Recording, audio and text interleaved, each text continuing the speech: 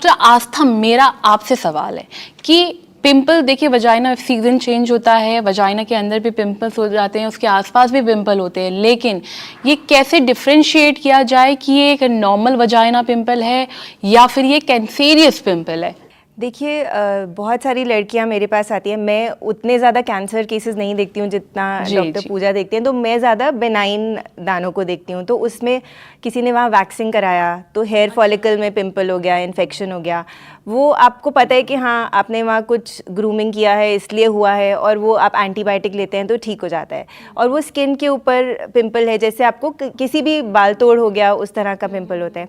दूसरे तरह के जो ग्रोथ्स होते हैं वो सेक्शुअली ट्रांसमिटेड इन्फेक्शंस होते हैं, जैसे कि डॉक्टर पूजा ने बोला warts is one of the commonest sexually transmitted diseases, जिसमें वो छोटे छोटे ग्रोथ्स होंगे जो मल्टीपल भी हो सकते हैं, एक जगह में भी हो सकते हैं। कई बार अगर वो वॉर्ट है तो आपको वहाँ पे इचिंग होती है, इरिटेशन होती है। अब जनरली हमारे पास दिखाने आते तो हमको देख के समझ आ जाता है कि ये वॉर्ट है, और वो अपने आप कई बार ठीक नहीं हो रहा होता जी।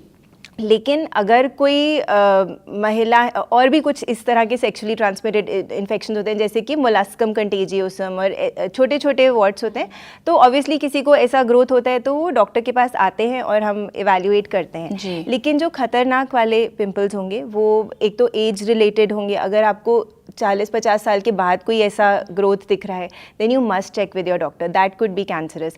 अगर वो ग्रोथ अपने आप से, अगर पिंपल होगा, वो इन्फेक्शन है, वो बैठ जाएगा। अगर वो कम नहीं हो रहा है, वो कंटिन्यूसली है, या वो बढ़ रहा है, या आपको उस एरिया में कुछ चेंजेस दिख रहे हैं।